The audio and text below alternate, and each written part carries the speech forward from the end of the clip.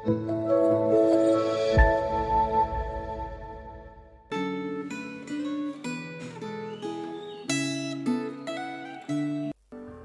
jemaat yang kasih dalam Tuhan, kita bersyukur hari ini kita boleh bersama-sama lagi merefleksikan di dalam renungan Gema. Dan saya mengajak kita terlebih dahulu untuk berdoa kepada Tuhan. Mari kita berdoa.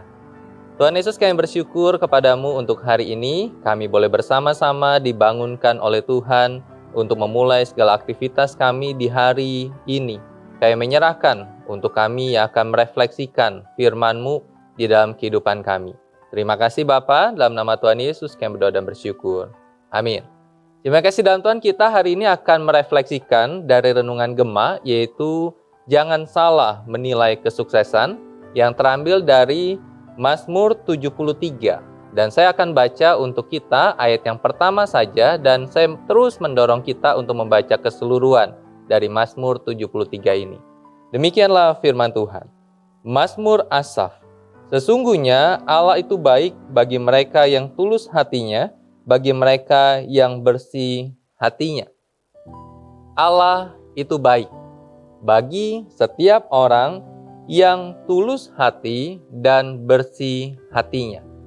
Jemaat kasih dalam Tuhan, perspektif itu mempengaruhi seperti apa konsep kita, seperti apa pemikiran kita, dan seperti apa tindakan kita. Seseorang yang mempunyai perspektif yang benar, maka dia akan mempunyai kehidupan dan arah, dan apapun yang dia alami itu akan selalu benar. Tetapi ketika seseorang mempunyai perspektif yang salah, maka kebalikannya akan terjadi. Ketika kita melihat akan hal ini, Asaf itu mempunyai perspektif tentang Tuhan. Lalu perspektif seperti apa yang dia punyai tentang Tuhan?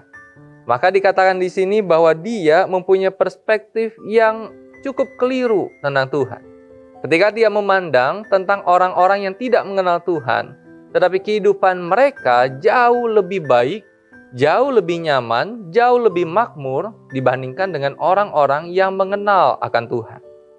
Dan perspektif Asaf ini membuat dia mempertanyakan tentang kebaikan Allah, tentang pertolongan Tuhan terhadap umat-umat Tuhan. Tetapi perspektif Asaf ini akhirnya membuat dia mempunyai perspektif yang benar tentang Tuhan.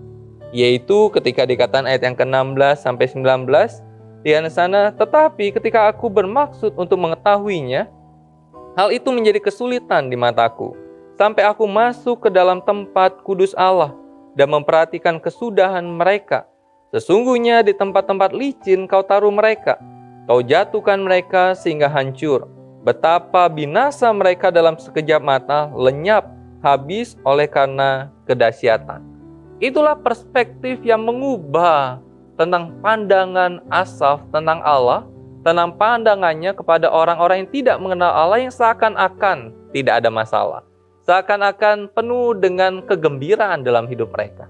Tetapi Asaf melihat bahwa orang yang di luar Tuhan, maka hidup mereka pada akhirnya tidak seperti kebahagiaan dan keindahan yang dia lihat saat ini. Bapak yang kasih dalam Tuhan, ketika kita melihat akan hal ini, maka perspektif seperti apa yang kita punya, yang kita miliki tentang Allah? Perspektif apa yang kita punya tentang pertolongan Tuhan, tentang berkat daripada Tuhan? Kita seringkali ketika berjumpa dengan orang dan kemudian terpisah dengan mereka, kita berkata, sampai jumpa ya, Tuhan Yesus memberkati.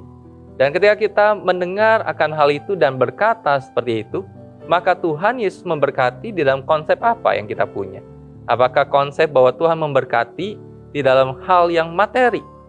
Lalu bagaimana ketika tidak diberkati secara materi? Ketika mengalami sakit misalkan, ketika tidak mempunyai kesehatan, selalu sakit, ketika masalah keluarga tidak terselesaikan, lalu apakah itu perspektif yang kita punya? Bahwa perspektif Tuhan memberkati adalah kondisi selalu baik-baik saja. Kita bersyukur kalau kondisi kita baik-baik saja. Tetapi kalau kondisinya terbalik, apakah kita tetap yakin bahwa Tuhan memberkati kita? Karena itu biarlah kita punya perspektif yang benar, seperti halnya Asaf, bahwa kondisi apapun, baik atau tidak baik, mengembirakan atau menyedihkan, diberkati atau tidak diberkati, tetapi kita tahu bahwa Allah senantiasa menyertai kita dan itu lebih daripada cukup untuk kita. Ketika Allah menyertai kita dalam kondisi apapun, maka kita tahu Allah tidak pernah tinggalkan kita dan kita mampu melewati semuanya itu bersama-sama dengan Tuhan. Karena itu, ketika kita melihat akan hal ini, dunia mengajarkan kita, capailah apapun dalam hidup ini yang berkaitan dengan materi. Tetapi kita tahu, sebagai anak Tuhan, kita mau mencapai sesuatu, yaitu perkenanan Tuhan, untuk hidup memuliakan akan Tuhan. Karena itu jalinlah relasi dengan Tuhan, perspektif kita yang benar tentang Tuhan, sehingga kita punya perjalanan iman yang juga benar, sampai pada akhirnya kita berjumpa muka dengan Tuhan. Dan Tuhan berkata, masuklah, hai hambaku yang baik dan setia. Bukankah itulah keindahan hidup yang kita rindukan, yang kita dambakan sebagai anak-anak Tuhan? Tinggal bersama dengan Tuhan di dalam keabadian. Tuhan Yesus memberkati kita, dan jangan salah lagi karena perspektif kita, tetapi terus uji perspektif itu, apakah itu sudah berkenan dan benar di dalam kacamata Tuhan bagi kita. Tuhan Yesus memberkati. Kita berdoa. Tuhan Yesus, kami bersyukur kepadamu untuk saat ini. Tuhan tolong kami, Tuhan berkati kami.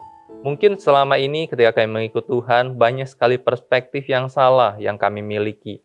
Banyak sekali kekeliruan ketika kami melihat sekitar kami dan kami keliru menanggapinya, dan kami bersungut-sungut ketika hal-hal yang baik seakan-akan jauh dari kami dan hal-hal yang tidak menyenangkan seakan-akan begitu dekat dengan kami.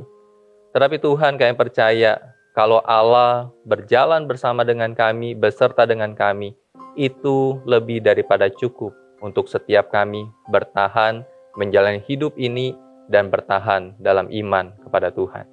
Terima kasih Bapa, di dalam nama Tuhan Yesus kami berdoa dan bersyukur. Amin. Senantiasa jaga iman kita, senantiasa jaga imun kita. Tuhan Yesus memberkati. Amin.